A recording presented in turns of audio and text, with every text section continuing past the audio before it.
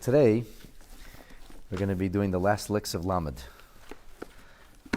And we'll be concluding the first half of Psalm 119. This has taken us a long time. We're only halfway through.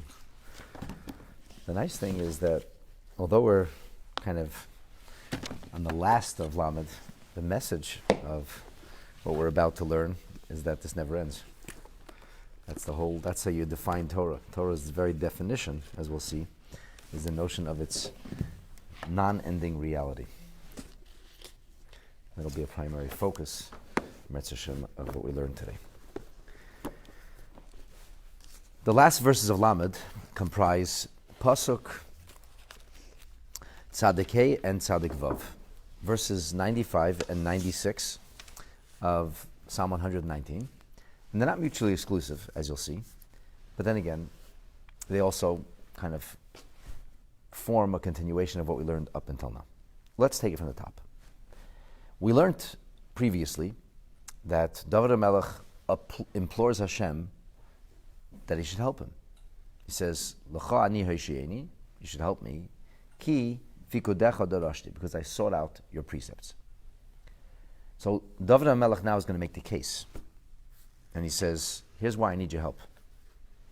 Li kivu rishayim la'avdeni. To me, or about me, the wicked hoped to destroy me. That's what they wanted.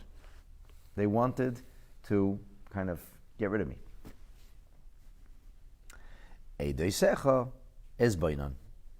So your testimonies I contemplated. So if you take a look let's say we'll start with Radak. There's no Rashi.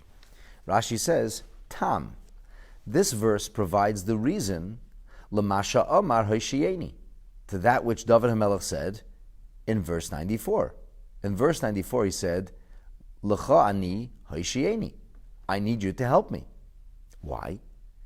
I need you to help me because Kivu Rishayim La'avdeni, because the wicked are trying to destroy me. So because of this, I need your help. Because the wicked have their hope to destroy me. Min ha'olam, from this world. Vani. So what's my solution? Okay, solution one, ask God for help. Okay, but you got to do something yourself too. What's David HaMelech's solution? Besides saying, okay, God, you need to take care of this. David HaMelech himself is required to do something. As they famously say, God helps those who help themselves. What did David do? So David says, ani edeisecha ezbainan. I contemplated your testimonies. Umis asek, I immersed and engaged in them. And in doing so, ve'eshkach tigrasam. I was able to forget. I was able to push out of my mind all of the challenges that they provided. In other words, David HaMelech said, I redirected my focus. Instead of looking at all the troubles they were making for me, I redirected. I pushed it aside. I didn't focus on it. We talked about this in our class yesterday, in our Tanya class. Sometimes you have to deal with issues. Sweeping them under the carpet does not solve the problems. The dirt is still there. It's not unreasonable to suggest that the notion of post-traumatic stress disorder comes from not dealing with issues. We were always ahead of the curve. Our rabbis instituted something called Shiva, where you deal. You don't say it's a celebration. I'm celebrating life. I'm so happy. What are you, an idiot? How could you be happy? You just buried your mother or your father. God forbid, worse, a child. I'm celebrating life. Nobody asked you to celebrate now. There's times you have to mourn. And when you have to mourn, you mourn. You fall apart. Your life collapses. And that's what Shiva is. And you get this big, gigantic communal hug. And it enables you to process. Because processing is key to mental health. The human being must process things. However, this notion of processing or dealing with issues is not always the answer, because not always do we have the ability to process them. So what do you do when you can't work this through? When you can't actually deal with it, sublimate it, redirect it? You can't deal with it. It's all bad, it's negative, and you can't change it. What do you do then? Refocus, redirect. It's interesting to me that this approach, this Davidic approach, is something that has punctuated the lives of the greatest scholars and the greatest holy people of Am Yisrael across the ages. In fact, if you will look at some of the profoundest secrets of Torah, and you will see the corollary between when they were revealed and what was going on at the time, when the greatest profusions of Torah were brought about, you'll see, not always, but almost invariably, it will point to times of tremendous tumult and challenge. The most recent example of this is the deepest Maimarim of Chassidus, were delivered by the Rebbe Rashab, the fifth Rebbe. He delivered basically one long Chassidic teaching from the year 1912 to the year 1917, almost on a weekly basis. And then there was a third section, that's 2 books, a third section which was never even delivered, that he had written. When did he write this? When did he compose this? And when did he share it? He shared it and he developed it during the most difficult time for the Jewish community that he was living in. He was a leader of Russian Jewry. This is the time of World War I, massive displacement. This is the time of the Bolshevik Revolution. And this is the time of the destruction, really, of Jewish life in what became called the Soviet Union. Absolute destruction. The only embers that were left were the embers that the Rebbeim stoked. The secret yeshivas of the previous Rebbe. The continued shlichus, the continued missions that the Rebbe would send during the darkest years under the noses of the communists behind the Iron Curtain. But as all this was happening, as hundreds of years of flourishing Jewish life was crashing and coming to an end, what was the Rebbe Shab doing? He was teaching, not only he was maintaining, he was teaching the deepest secrets of Chassidus. And really, it's not logical. You could say he was able to keep his head above water. He didn't collapse. The deepest Chassidus, how did that happen? But somehow that was the answer. And that's the idea of ma'zayis kishakaychanes and meitzin shamne, that the olive, when squeezed, that's when its oil comes forth. That seems the way that tzaddikim deal with things. David HaMelech says, Li kivur Hashem labdeni. They wanted to destroy me. Literally, destroy me from this world. My answer was redouble my focus. Redirect myself to Torah mitzvahs. The deepest Maimarim of the Frierdiker Rebbe during the war years. Rosh Hashanah Tafshin Gimel, 1942, the worst of times. The Frierdiker Rebbe sat in Ma'ariv on Rosh Hashanah of 1942, and he wept for hours on end. His entire lecture was soaked with tears afterwards. This is the worst of times. Okay, imagine what a Rebbe is seeing, what's going to happen to the Jewish people this year. And despite that, the Chassidus that he taught was the deepest and most profound profusion of Chassidus. So this is just an example, I think, of how we look at how David HaMelech taught our tzaddikim. He taught our Torah leaders that when you see that kivur Hashem labdeini, when they're trying to destroy us, our answer is not only to keep learning Torah, our answer is eidesecha es beinan, to deeply steep and contemplate Hashem's teachings, and that will enable us to get through the darkest and most difficult of times. Really, the notion of heroism is always born out of trying circumstances. If you look at all the heroes in history, it's not even a Jewish thing. All the heroes in history came out of trying circumstances, not those who were born with a silver spoon in their mouth. The people who accomplished the greatest things were not living in times of plenty. The Rebbe actually challenged us, and he said that he expected heroism from us in a time when nobody was pointing a gun at our temples. That was the last mimer of the Rebbe. Vata Tetzava. The thesis that Rebbe advances is that if you can be a hero in times of plenty, in times of peace, in times when there's no pressure, and you can still be a hero, and you can still find that repository of oil that can burn brightly, he says that's messianic. That brings Mashiach. But this is how David HaMelech dealt with it. In a very, very real way, he redirected, refocused, and he managed to contemplate the Torah, the teachings of Hashem, at the very time that they were trying to destroy him. It should be noted that the Rambam, who in some ways is one of the greatest Torah scholars ever to live, wrote most of his works on the run. He had a childhood that up until 9 years old was beautiful, but that was it. When the fanatical Almohads, Islamists of the 8th century, came to Cordoba. They destroyed the Rambam's life. They destroyed everything. People weren't able to live anymore. And he grew up as a refugee, going from place to place, living at times in caves and hills.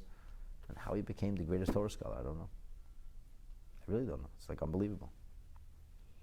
I shared this with you, but I'll share it again before we move on. So, my father's father, my Zaydi, was a very, very big Talmud Chacham. People know he was like a person who was able to focus on the study of Torah. Didn't matter what was going on around him.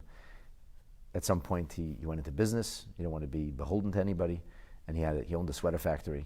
He had a partner, and his partner did most of the work. And my grandfather would study. I came to visit him once in his knitting mills. It was downtown Brooklyn, massive knitting mills before everything went to China, and the clanging of the machine and yelling and screaming.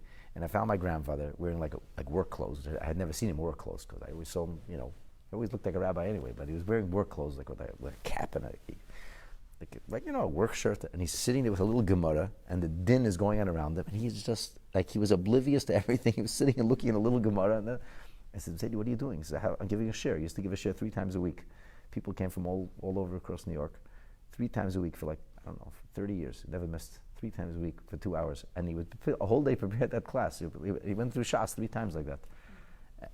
So this story is told. This is my father, that he was once up in the bungalow colony, somewhere in the maybe late 50s, early 60s, and he was giving a shir in Mishnayos, and one of the Litvish at Rosh Yeshiva walked in on the shir, but my grandfather didn't see him. His back was to him, and he was sitting and listening to the shir that his businessman was giving, and he liked the shir. This guy's good. He knows how to learn. So he went over to him after, and he said to him, "Where is I at Rosh Yeshiva? Who taught you how to learn? Who taught you how to learn a Mishnah?" So my grandfather's a feisty person. He sized this guy up, and he said to him, "Stalin." And the Rosh Yeshiva blanched. He said, "What?" And my Zayda said to him, "HaTorah shalamadati ba'af." There's a pasuk that says, "Af chachmasa amdali." Af chachmasa, that my wisdom, David HaMelech says, sustain me. The wisdom of Torah. The Gemara says that af chachmasa, that the rabbinic play on words is, af means anger, angst. So the Torah shalamadati ba'af, the Torah that I learned under fire, that's what stood for me. In other words, the heroism. What brought out the heroism? Running from place to place. My Zaydi was imprisoned as a child multiple times for the sin of learning Torah. They would study all night and sleep all day, and I'd be on the run from the KGB. Crazy and an insane childhood. And sugar, you can't even imagine it, right? And yet, how did he become a Torah scholar? Doesn't make any sense. But this is what we're talking about. This is how the Radak explains this pasuk. Now, the Mitzudas David takes a very different approach. He says, Li kivu. First, he says it comes to the word tikva. Hope is not always a good thing. There are people who hope for bad things too. See, people say hope. Hope is great. Depends what you're hoping for. If you're hoping for somebody to die, it's not good. If you're hoping, if you, there's a story. A guy told me, see, he met this person and said, "What do you do for a living?" His wife says he's a waiter. He's a waiter. He's dressed very nicely. He's a waiter. Yeah, he's a waiter. I said, "Where does he work?" "Nowhere. He's home." So what does he do? He's waiting for his mother to die. It's terrible. But his mother was this extraordinarily wealthy woman who inherited all the wealth from her husband. Her husband died, and this kid was a spoiled brat, and he never worked a day in his life, and he's a waiter. Right? So hope is not always a good thing. Okay, if somebody tells you, you can hope for bad things too. And these Rishayim hoped for bad things. This is Li Kivu Rishayim. They hoped. He says Tikva. Yes, it was hope. What was their hope? Their hope was, listen what Mitzudas David says, La'abdeni min ha'olam haba. They hoped to rob me of my eternity, my future world. They wanted to get me to sin. They wanted to get me to abandon Hashem. They believed in God. They believed in Torah mitzvahs. They couldn't stand that I should be that kind of person. And they wanted me to lose my mitzvahs, wanted me to lose my spiritual connection to God, to lose my olam haba. So he says, Ki yitriduni laman le'aska b'Torah. They would give me so much angst, so many problems, so many issues to clog my hard drive that I wouldn't be able to study Torah. Who's got koyach? And I have a good excuse. I'm under so much pressure. I have so many issues and problems. You expect me to study Torah? God, you want me to study Torah? Give me time. Give me peace. David HaMelech says, "Oh, avol im kol zeh, despite all this trouble, es beinin be'edveisecha, I immerse myself, I contemplate, I think about your wisdom. And be'oimik tameim, not just maintaining, I delve into the profundity, to the depth of the reasoning behind the mitzvahs." So this is how David HaMelech was able to overcome not what we would call maybe material pressure as much as emotional pressure, psychological pressure, the things that were supposed to break him and disable him from doing what he had to do to have Olam Haba, to create eternity. So we have these two schools of thought. Okay, we have the Radak says, La'abdeni, they hope to destroy me physically, literally from this world. Metzudas David says, it was much, much more insidious. They wanted to destroy my spirituality. This, one could argue perhaps this is like, the Hitler, Stalin, Yamach Shemam V'Zichram. This is the different paradigms. Hitler wanted to kill us physically, and Stalin wanted to kill us spiritually. He even made a Yiddish shtetl, where everything was misspelled, cut off, truncated from its Hebrew source, and it was Yiddish communism. And the whole idea was that the people should have nothing to do with Torah mitzvahs, be cultural Jews only. Going back in time, this is the paradigm of Purim and Hanukkah. On Purim, Haman wanted to destroy us physically and literally. On Hanukkah, they said, live in Israel. That's fine. Have a culture. Just remember, it's secular. Disconnect yourself from God. Make sure you trumpet out or, quote, inscribe on the horn that you have no connection to the God of Israel. You can have the culture of Israel. We like Yiddish plays, that's fine. But don't tell us about Torah mitzvahs. So this is the two different approaches to what was the primary thrust of David HaMelech's enemies. Was it Hitler or Stalin that he was contending with? Was it Haman or Antiochus? And this is both obviously a David HaMelech laying the foundations and paving the way for the future, as we'll see when we come to the end of this pasuk.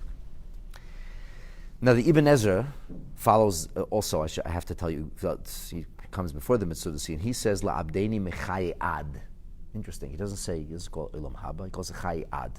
What is chai ad? Chai ad is eternal life. He says, so Oz, when I saw that, Oisiv lis bainin.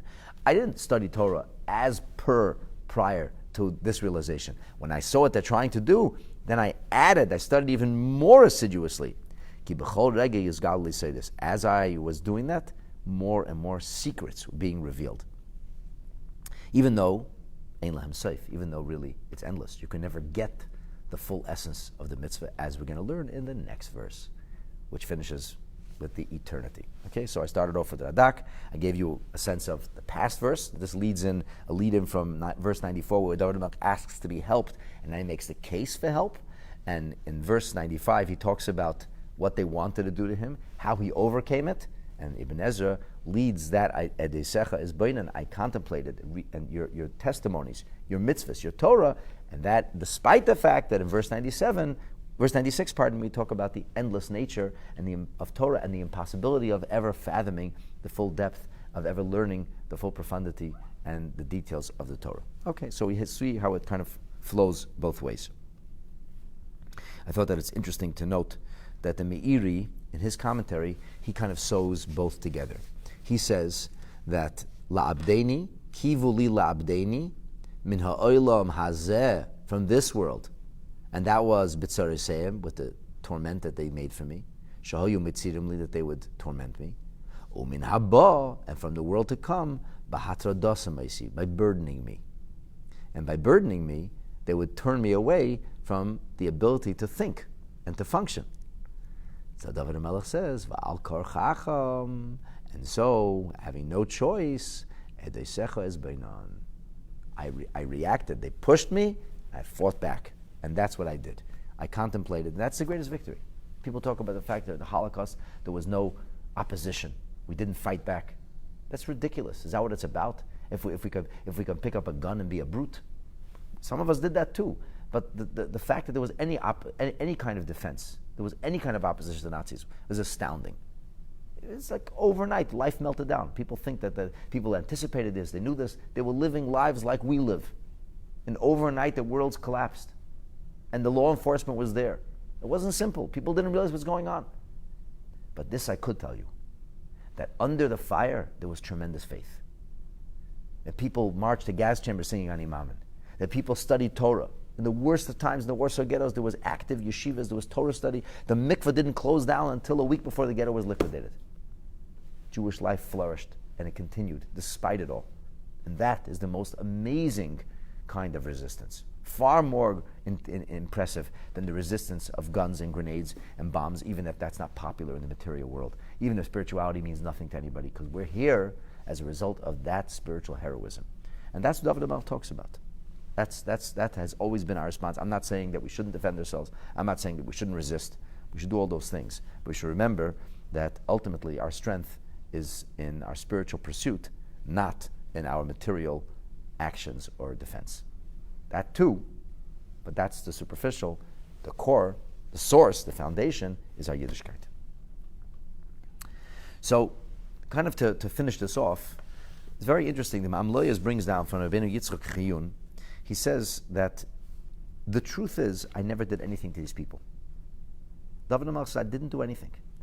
They wanted Aloi Davar Asha Sislehem. There was nothing bad.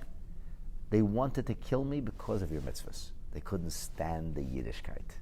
The Yiddishkeit bothered them. And our enemies have been like this all the time. They found a scapegoat, they blamed us. They couldn't stand the fact that we remained loyal to Hashem. This bothered them. This was the source of so much anti-Semitism over the ages. The fact that we remain loyal to God and His Torah. And here, once we have that perspective, he quotes the Seforno saying something remarkable. He says, don't think that David HaMelech was only speaking about himself or about future Torah leaders, about great David HaMelechs of the future. He says, really, Medaber B'Shem Knesset Yisrael. The Seforno says David HaMelech here is speaking in the name of and assuming the voice of all the nation of Israel. And he says that very often we are in situations, they want us to stop being a special nation. They want us to be like everybody else. They don't want to hear that we're chosen for closeness to Hashem. They don't want to hear that being Jewish is different. They don't want to hear about that. Stop it. Don't talk about that. We're all the same. We're all created in God's image. No, it bothers them to hear such words. And they want to stamp out the uniqueness and the individuality of Am Yisrael as Hashem's special nation. This bothers them. And David HaMelech tells us how the answer is to be found, Vani edeisecha es beinan. Contemplate Hashem's Torah. And contemplate Hashem's Torah and realize that the only way we will overcome is not by going along or getting along by going along, but rather by maintaining our uniqueness and our difference. Maintaining our Torah values, not chas v'shalom abandoning them. There are those who foolishly think that people like me look too Jewish. And if we only looked a little less Jewish, and we only were a little less different, and we only stood out a little less, then anti-Semitism would disappear. Well, that's absolute narishkeit. And the biggest proof is that World War II began not in Poland. The Holocaust started in Germany. In Germany, where most of the Jews didn't look Jewish, where the vast majority of the Jewish population was secularized, and many were intermarried, and they had abandoned their faith. They had Christmas trees with the menorah, if they had a menorah. That didn't go very well. The hellish anti-Semitism that the Nazis brought to Germany was ultimately exported across the European continent. But the fact is, it began in the place where Jews did look like everybody else and where they did assimilate. The assimilation never does anybody a favor, certainly not the Jewish people. It doesn't diminish anti-Semitism. It doesn't take away an iota of the hatred they feel for us. In a way, it seems oddly to enrage it. So David HaMelech's answer is, they want to take away Yiddishkeit? Stick to your guns. Do what you got to do. Stay focused, and HaKadosh Baruch Hu hopefully will help us. And before we go on to verse 96, I thought it would be interesting to share with you that the Malbim has an interesting take on this business of Edei Secha. He says, why Edei Secha? I didn't see anybody else speak about this. Why not Pikudecha? Because we keep going back to these different, Edei Secha, Edvei Secha, Pikudecha, Torah, different words for Torah. So why Edei Secha? So the Malbim says like this. He maintains that Pikudim refer to actual orders. Like in modern Hebrew, a Pekudah is an order. If the Mefaked gives a Pekudah, you have to listen. Right? That's what armies are about. Obedience. So he says Pekudah is an order. That focuses on what you have to do. In the army, it's not what you contemplate. I don't care what you think. You could think your Mefaked is a piece of garbage. As long as you listen to him and you're obedient, everything's fine. right? That's how an army functions. He says, Adios are testimonies. What's Adios? He says, Adios is a testimony of God's continued presence in this world.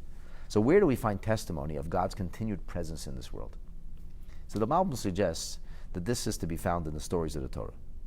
If you contemplate the stories, because sometimes stories tell the best, and history repeats itself, and you'll see that in the end, that tzaddikim always triumph in the end. In the end, Yiddishkeit always survives. In the end, staying with Torah means staying on the right side of history. And that all those who tried to destroy us are no longer, but we're still here, and we're still growing and flourishing. And he said that is where a person can find inspiration. So sometimes when you feel so inundated and so overwhelmed, and things are so bleak, and you have no hope, how do you continue to have your faith? How do you maintain composure?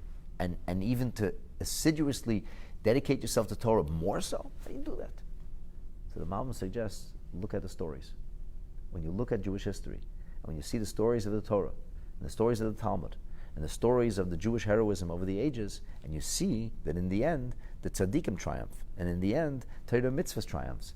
This can give you the inspiration that you need to get through the dark days. And with that, we finish verse 95, and we go into verse 96. So what did he see? What did David HaMelech's contemplation yield him? L'chol tichla re'isi kates, he says. So, everything has an end. Everything has an end. Every finite thing has an end. But rechava mitzvahs chamoed, your mitzvahs are very broad. What does this mean? So first and foremost, we're speaking about contemplating Torah. Torah is, by and large, a body of wisdom. It's assimilated into a person through his mind. You don't put Torah into your ears, you don't stick it in your nose, you have to grasp it through your mind. You can't eat Torah, you have to study Torah. And there are many bodies of wisdom. There are many disciplines. And David HaMelech refers, according to Rashi, specifically to the fact that there are many disciplines, and he says, all of these disciplines, the silsul, or the falpulba, all of the different investigations of whatever particular system of wisdom that might be out there. Any kind of science, any kind of functional or practical strategy, any kind of philosophy, whatever it might be, it has an end. It's not applicable everywhere, at every time, and in every place. It's finite. It has its limitations. And you can get to the bottom of it. And that's it. There is nothing else. You got it. 100% of it. All of it, you now know it. But he says, it all has, l'chol siyum davar yesh ketz gvul. Everything has an end. You can exhaust everything. He says there's one thing that can never be exhausted. Aval mitzvascha. But your mitzvah, says Rashi, ein ketz gvul tachlisum. There is no end. There is no end to it. Now this also means, when we say there is no end to it, it means a person can say, okay, so let me try to figure out what is behind these mitzvahs? What is it about? And you can learn amazing things. In fact, Rambam says in the end of the laws of Tamura, he says that a person should try to find reasons for mitzvahs. He says, Kol ma she'ata yachol letet botam, ten botam. Anything you could think based on the rhyme and reason of Torah, not your own mumbo jumbo, but a Torah perspective, you can give it a Torah reason, that's a good thing. It's a good thing. Like the Sefer HaChinuch gives all kinds of reasons for mitzvahs. That's beautiful. Go ahead. Knock yourself out. Understand the mitzvah, appreciate the mitzvah, relate to the mitzvah, cerebrally, emotionally. Just remember one thing. One thing Rambam says. Just remember that when you're finished contemplating and learning all about the mitzvah, you're just scratching the surface. Just remember. The most you'll ever get is the tip of the iceberg. And no matter how much time you spend, lifetimes, you never will ever reach the end, the bottom, because the Torah is bottomless. The profundity of Torah is endless. And he said that doesn't exist anywhere else. There is no other discipline that people have been studying and studying and studying and reinterpreting and reapplying and still finding novelty. There's nothing else like it. There's nothing else like the study of Torah. And that's what David HaMelech said, that's through contemplation, that's what David HaMelech found his inspiration. In the endless nature of Torah, in the godly nature of Torah. The Radak says, L'chol tichla, he says, Lahashlamas hadvarim re'isi kates. Everything I saw can be completed. Everything, you can finalize everything. But the mitzvahs have no end. And so what does that mean? But mitzvahs do have an end. Mitzvahs do have finity. Mitzvahs have exactly 613 mitzvahs and 7 mitzvahs which are rabbinic. And one of the mitzvahs is you're not allowed to add to the mitzvahs. You're telling me mitzvahs are endless? They're not endless. You're not allowed to make more mitzvahs. Can't subtract, they can't add either. So he says, Radak says that's true. You only have 613 mitzvahs. But the way those mitzvahs continue to explode or continue to divide and continue to develop and continue to move into little tributaries is endless. The application of a mitzvah can continue to be applied and developed in an endless fashion. There's no time a person can say, I've finished doing all the mitzvahs, I've completed it. There's always more. Always. That's one way we understand the endless nature of finite mitzvahs. And then he says something else very interesting, which Ibn Yichya also says. He says, the mitzvahs of the heart are endless. What's a mitzvah of the heart? There's a commandment in the Torah that says, V'ahavtas Hashem Elokecha, you should love your God. So when it comes to eating matzah, I know what that means. It means to eat a kezayis of matzah in a certain amount of time on a particular night of the year, and when I do that, I've done the mitzvah. You're not going to have a new mitzvah now by eating another kezayis of matzah. Okay, maybe we actually created a thing. You see 2 kezesim, then another 2 kezesim. Fine. At some point, you've done it. You did all the stringencies. You ate 2 kezesim of matzah, another 2 kezesim of matzah. That's it. Finished. 5 kezesim. That's maximum we can eat 5. You don't get any holier if you eat a 6 kezayis. Another measure. That's it. It has its finitude. However, when it comes to the mitzvah of the heart, loving Hashem, could a person ever say, that's it, I did it now I can go to sleep? Never. When it comes to revering Hashem, could a person say, I did my part? When it comes to faith, deepening our faith in Hashem, say, I did my part. So he says, the mitzvah should believe, this you can never end. And that's what Radak says, David HaMelech means when he says, L'chol tichel itzikates, ha-mitzvah sebegufi says, the mitzvah you can perform with your body, there is an end. There is an end. You lit Shabbos candles, Mazel Tov. That's like, you did what you had to do. There's no point in just like lighting endless candles. But he says, in the heart, you can be deeper, and yet deeper. A person could have deeper kavanah. A person could pray with greater fervor. Nobody could ever say, I maxed out. I did everything I possibly could in prayer. There's always another rung to ascend. There's always another new, profound depth to reveal. And that's the meaning of Torah mitzvahs. Because the interesting thing is, it doesn't say that l'chol tichel isikates rechava toiras chamaid. Right? Like, Rashi talked about the Torah, but really it says mitzvahs. We'll talk about this soon. Really it says mitzvahs. And therefore Adak, so Rashi says mitzvahs means the source of all mitzvahs is the Torah. Adak says no, but it says mitzvahs. And mitzvahs actually do have a limitation. So he answers it in these 2 ways. The Metzudas David says, he goes really with the approach of Rashi. And he says that every kind of intelligence can be grasped and ultimately fulfilled. And it has, you can reach its end. But he says, it's impossible to see in your mind's eye the end of Torah. It's endless. Just continues to go. There's an interesting explanation from the Rebbe about the inyan of manna. So the manna, it says, Vayancha v'yarivecha, that God starved you, and He fed you and starved you. And what's the point? What's so great about food that starves you? And the Gemara says, people did not find satiation. They didn't find satiation.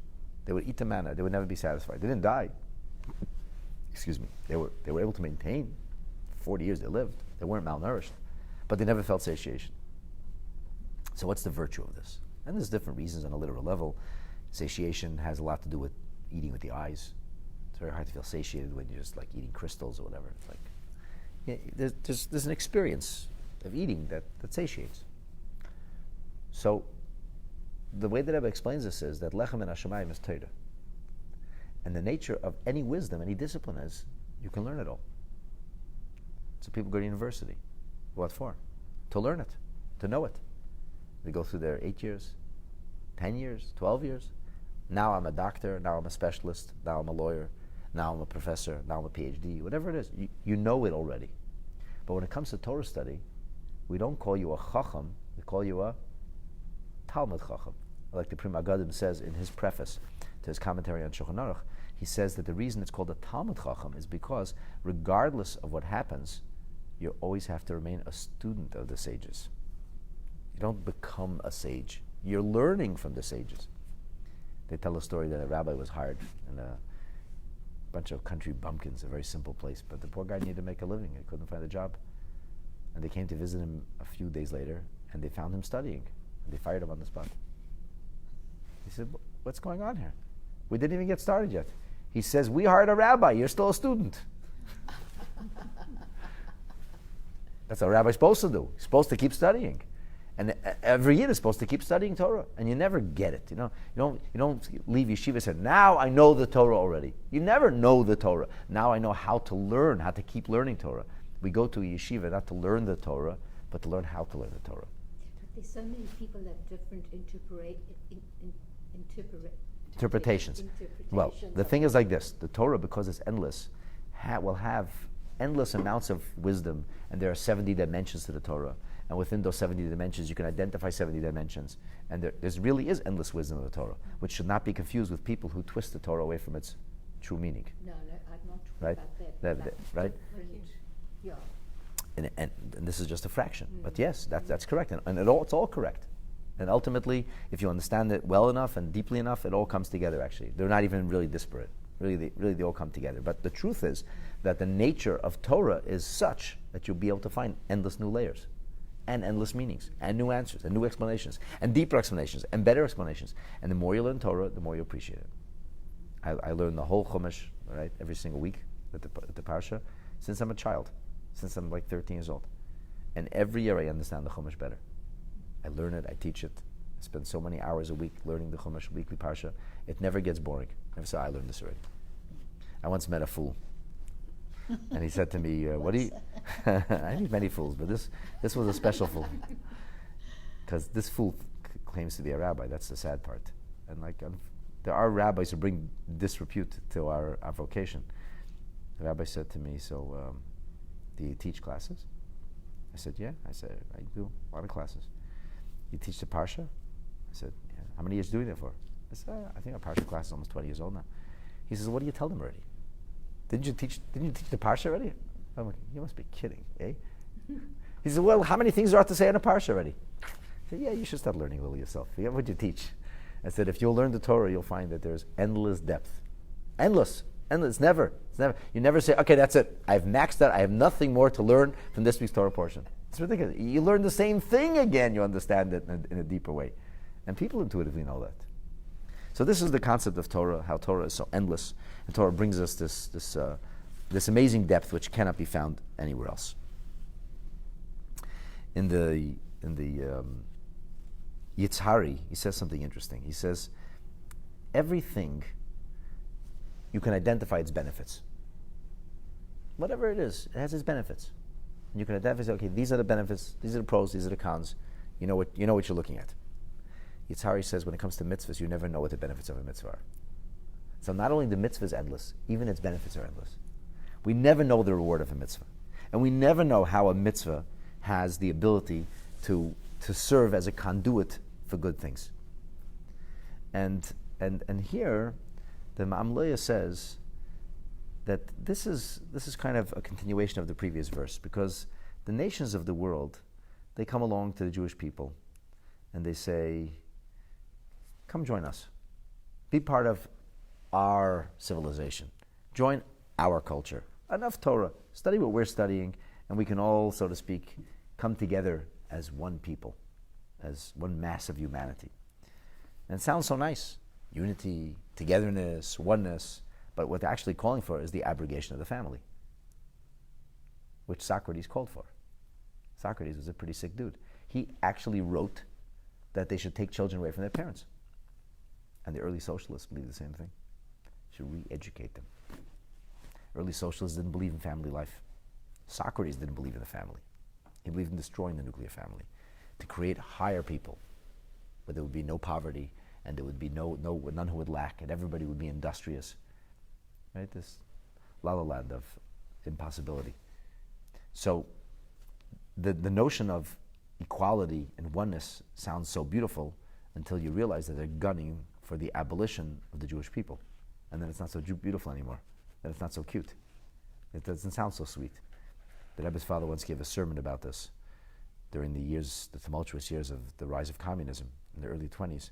And he said that it's a lie when they talk about oneness. It's oneness and togetherness and camaraderie. In fact, in communist lingo, you called your fellow Tavarish comrade. We're all comrades in arms. We're in this common fight against the bourgeois and the socialists and the capitalists, and we're going to create this utopian world, which was not utopian at all. Yeah, take a look what Hugo Chavez did in Venezuela.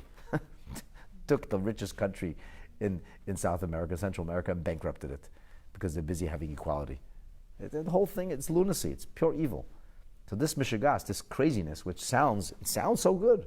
They have young Americans up in the arms. They're voting people like this into the House of Congress now. People believe in socialism, communism. This idea, the nations of the world have ever been saying this to us. Abandon your parochialism. You have to be different. We're all together. We're on this together. Let's build a better world together. So here, David HaMelech emphasizes, and he says, I contemplated your mitzvahs, and I saw that what they want me to go for, they want me to exchange eternity for finitude.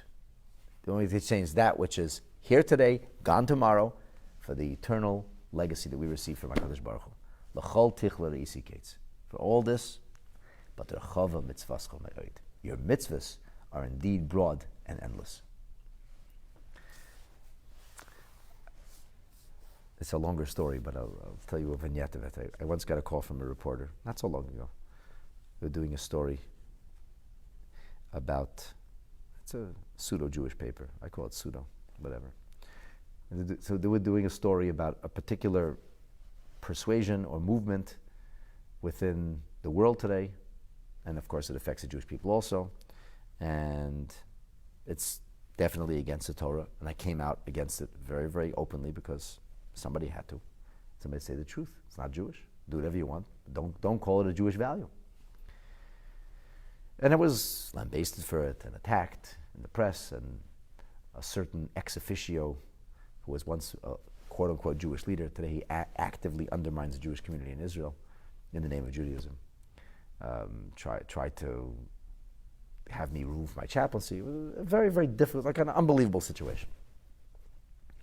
So, and this reporter is doing a story, they're revisiting this. How do you throw more dirt on me? Like this, so they're going to call me up. He says, so what do you say about this and this movement? I said, the Torah doesn't change. I know how to report it, so I want to put words in your mouth. Doesn't the Torah say that it's wrong or bad or whatever? It tries to give me a quote, feed me a quote that I should feed him back, and then he could say, I said, you know where to find it in the Torah like I do. Go look in the Torah. So he said, that don't you believe in modernity and the world becoming a better place and getting rid of old biases and getting rid of old wrong ideas? I said, as I said, the Torah doesn't change. But I always use general terminology. So he didn't have anything to quote me on except the Torah doesn't change, and the Torah is eternal, and we live for the Torah, and tragically, in the past, we've died for the Torah, and the Torah for us is everything. Our loyalty to the Torah is rock solid and unquestionable. So what will happen if somebody will call you and ask a question what to do about going to a certain event? He said, a shaila between a rabbi and the one who asked the shaila is not any different than the question between a patient and a doctor, or between a lawyer and his client. So I really can't discuss what I tell people with you. This is I have confidentiality. I will tell them what I will tell them. So do you go against the Torah? I will never go against the Torah. So what will you say? What I will say to them? But the whole thing was like sniping at, trying to get me to say. So what but I didn't. Baruch Hashem, I didn't. I also recorded it because without So later on, in the newspaper, what could they quote me as? The rabbi said the Torah is eternal, Torah doesn't change. And so this anti-Semitic Jew, who was once a Jewish leader, who now actively campaigns against the Jewish people and harms Israel, actively does this. Nebuch, should do tshuva. So he's quoted as saying, these people are just unbelievable. For them, the Torah is everything. It's only about the Torah. Like, yeah. He's right. Okay, if that's your criticism, I'll take it. Yeah, you're right. That's what it is. So that's what David HaMelech said. He said, it's not worth it. Don't listen. Not everything that glitters is gold. They're going to come and tell you about modernity and progressive and the new world and a new age and become like everybody and stop this parochialism. It's divisive, it's hateful, it's racist, or whatever else. So, thank you very much. Shkoyach. L'chol tichler itzi kates. We've seen your kind before. You come and go. Mitzvascha me'od. Hashem's mitzvahs have this endless capacity. They're something that is not on the same scale.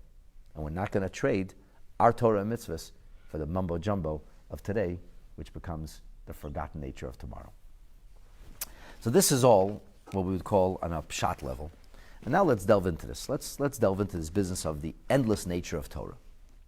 The Medrash says about this idea, L'chol tichler isi kates, says the Medrash, Shechava mitzvascha me'ed, quote, Lakol yesh sikusim. Sikusim is a Greek word which was inducted into the writings of the Medrash, and it means everything has an end.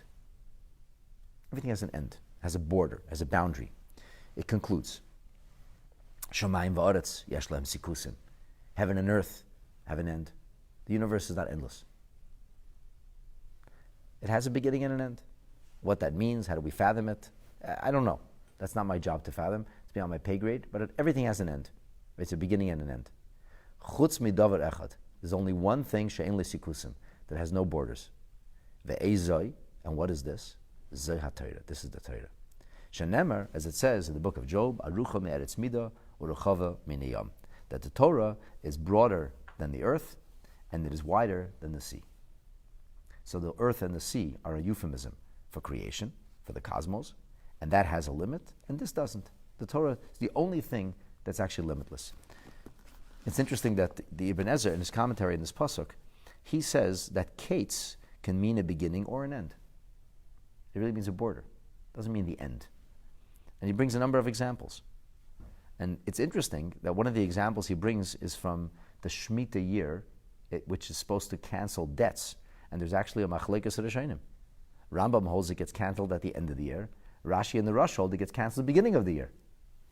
And it says, Mi kates sheva shadim, from the border, from the edge of 7 years. And there's two understandings of it, the beginning and the end. What do? We make something called a pruzbul, a mechanism to supersede the rabbinic obligation to follow this. Biblical obligation can't supersede, but the rabbinic obligation, we create a formula which allows us to supersede it, and we invoke that formula in the beginning, before the Shemitah year comes, and at the end of the Shemitah year, because kates goes either way.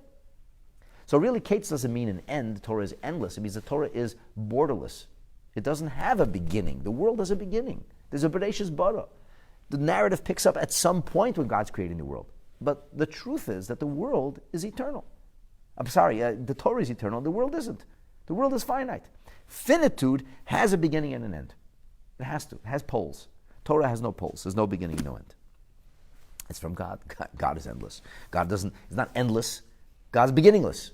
The notion of beginning or end, the notion of frames or time, the notion of limitation doesn't apply. As God is infinite, as Torah is infinite. So Shemayim va'aretz having sikusim, Shemayim va'aretz having finitude, means, doesn't God create it? So the Rebbe explains, yes, of course God created the universe. And therefore, because God created the universe, there has to be an element of finitude within divinity. And therefore, we must understand this, that God, the infinite God, created finitude. And before he created a finite universe, before he created a finite cosmos, there's a level within divinity which is finite. God's chesed, God's kindness, is not God's gevura, is not God's discipline. That's finite. It's one, not the other. But the beginning of it all has to ultimately come from a place in which there is no finitude. But all of the universe is created by a finite level of divinity. Where divinity is, so to speak, developed in a certain way, and then that power of divinity, with this, God creates the universe. But the Torah has no finitude, because it is rooted not in the superficial levels of divinity, if you will, or the outer layers of divinity, but it is rooted in the very essence of the divine. And because it's rooted in the very essence of the divine, that's why we say the Torah is infinite. The Rebbe says, but the pasuk Arucha me'eretz mida indicates there is finitude. It's just longer than the earth. Rechava miniyam indicates there is finitude. It's wider than the widest sea, but it's still finite. It's just greater. And we also have this idea that Kol Elam Kulei Echad Mishleishes Alaf Mumasayim B'Torah, the whole universe, the whole cosmos, with all of its incredible magnitude, is but 1/3,020th and 200th, 1/3200th of the Torah. So the Torah has finitude then. So then how could you say the Torah doesn't have finitude? And of course we find in Torah mitzvahs which are limited, like Radak alluded to. Tefillin have to be square, not round. It has 4 portions, not 5, and so on and so forth.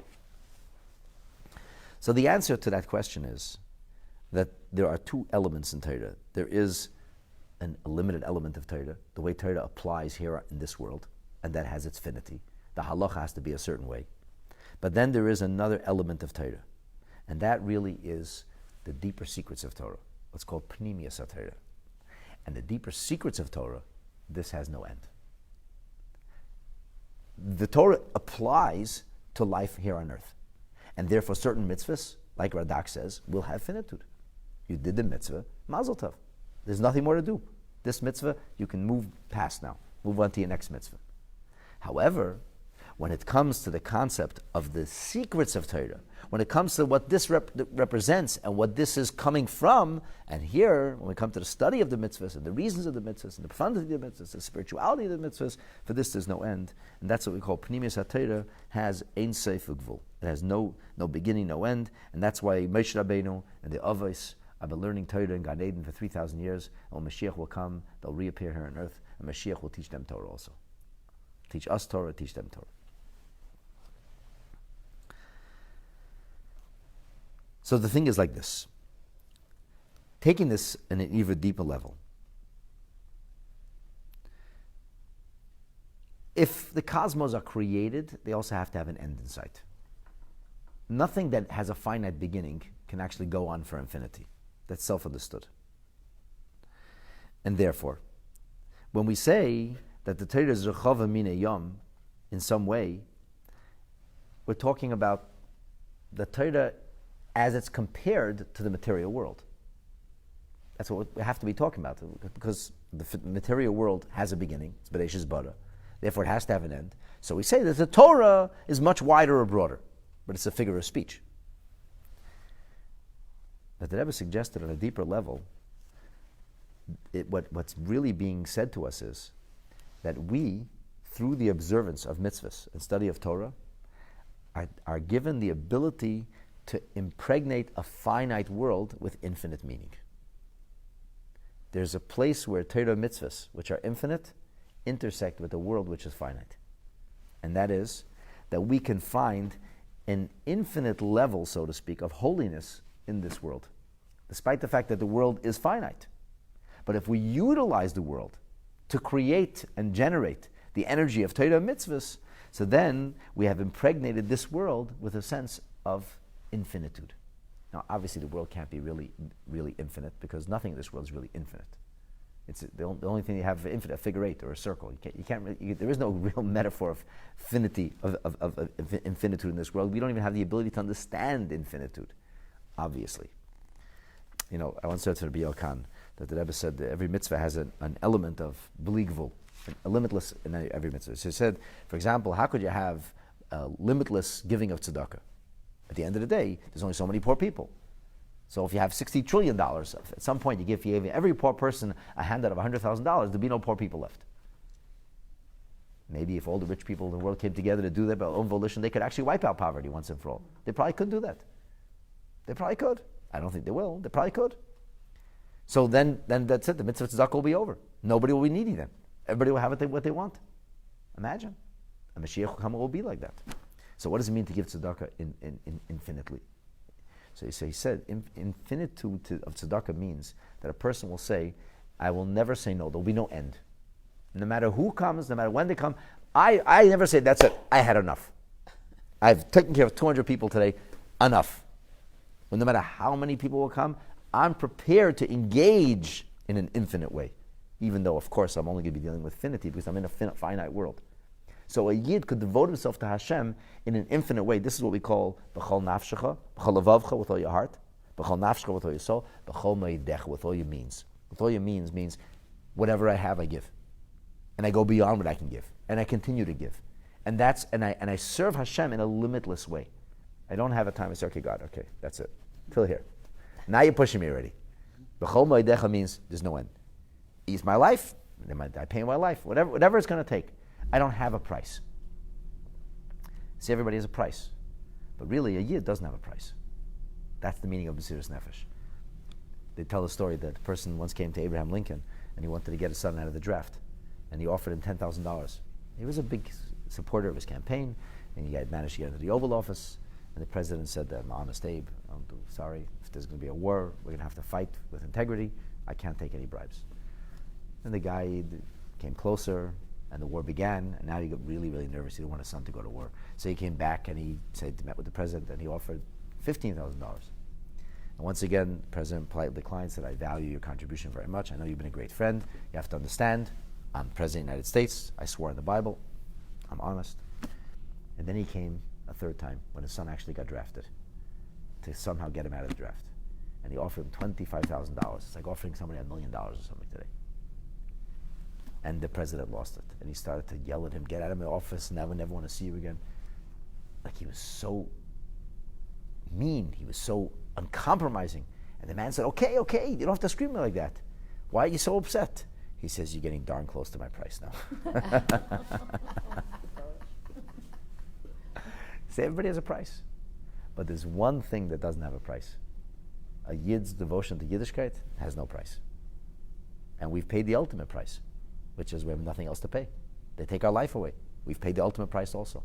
That's the meaning of B'chol Ma'idecha. Now, chas v'shalom, we don't aspire to Mesiras Nefesh in the way of people losing their life. We aspire to live with Mesiras Nefesh, which means there will never be an end to how much I'll give or do to fulfill the mitzvahs. And that's where the infinitude of Torah mitzvahs intersects with the finitude of the world in which we live. And David HaMelech understood and appreciated that this can only be found in HaKadosh Baruch Hu's Torah. And therefore he said, what are you going to waste? Give it up? Pursue mumbo jumbo, narishkeit, self-gratification, pleasure, fame, fortune. It's all vapor. It's all meaningless. It all has an end. The only thing that's really worth dedicating your life to is Torah mitzvahs. And that was David HaMelech's response. And that's how he overcame the challenges of his time. And despite the fact that there was pain of the body and there was all kinds of difficulty, David HaMelech remained entirely focused. I saw very interestingly, it's brought that Ein David Ba at Sheyichel Kol Neshama Shebeguf, that Mashiach can't come until all the souls are emptied of the body, which is a name for a repository where the souls are, which of course means that every child that's born, we come closer to the coming of Mashiach. And it says, V'zeu l'chol tichla, this is the meaning of l'chol tichla, of to any end, that l'chol tichla kasha yichlu, when this end will come, l'chol tichla re'isi kates, when that will come to an end, then the Golus will come to an end. And then we'll have the real idea of Rechava Mitzvascha. In other words, he says, when you didn't do mitzvahs in a way which is Rechava, then it's Ma'oid. Ma'oid, says the Ben Basi, can be scrambled. Mem Aleph Dalad, scramble it, it spells Adam. Adam is a human being, a person, and specifically us, the Jewish people. So that's how we reach our ultimate mission. That's how we are able to fulfill our destiny when we, so to speak, have as many children as possible. And we exhaust all possibilities in this world until we come to the true infinity of a mitzvah. And that is what we're all about. The Me'idi very interestingly says that the word tichla can also be interpreted as a desire. And he says, for every lust or craving, there's a desire. A person says, okay, enough. How much of it could you have? It's fun, it's pleasurable, it's delightful. I had enough. I need a break now. He says there's one thing that a person never gets enough of, and that's Torah mitzvahs, and that's Yiddishkeit. A person never says, enough Torah, I'm sick and tired of it, let me try something else for a change. You immerse yourself in it properly, you give yourself over to in an infinite way, it's something which is bottomless, and you actually never reach satiation. And that's the beauty of it.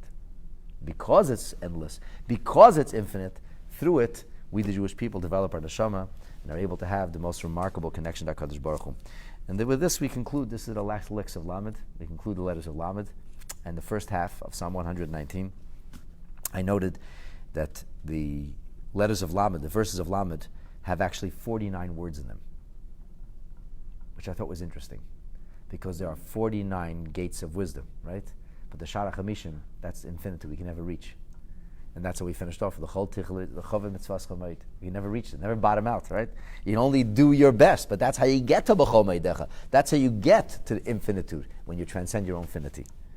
And interestingly, there's 202 letters, which I thought reminded me of the fact that being in Galus Mitzrayim, we were able to elevate 202 of the 288 sparks. So this is about doing our job, getting through our Mitzrayim. David HaMelech was inundated. He stayed the course. He did what he had to do. And the Mirz Hashem, as a result of us learning from his example and following the path that he trod for us, we will merit to see the fulfillment of David Malka Mashiach, the coming of Mashiach, and the real tasting of the infinitude of Torah, b'mheira u'b'yameinu.